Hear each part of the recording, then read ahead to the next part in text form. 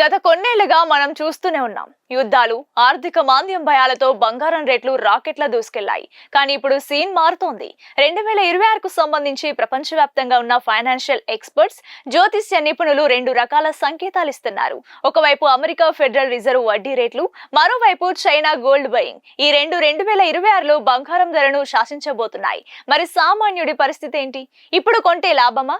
2026 వరకు ఆగితే మంచిదా? అంతర్జాతీయంగా యుద్ధ వాతావరణం చల్లారకపోతే ఇన్వెస్టర్లు సేఫ్ జోన్ కోసం బంగారాన్నే నమ్ముతారు. అప్పుడు 2026 మధ్యలో బంగారం ధరలు మళ్లీ రికార్డులు బద్దలు కొట్టొచ్చు.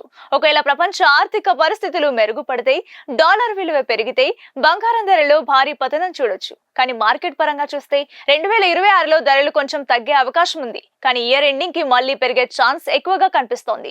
సో అవసరానికి కొనండి, కానీ పెట్టుబడి కోసం అయితే మాత్రం మార్కెట్ కరెక్షన్ వచ్చినప్పుడు, అంటే రేటు కొంచెం తగ్గినప్పుడు కొనుగోలు చేయడం ఉత్తమం. 2026 బంగారం సామాన్యుడికి అందినంత ఎత్తులో ఉంటుందా లేదా దిగి వస్తుందా అనేది వేచి చూడాలి.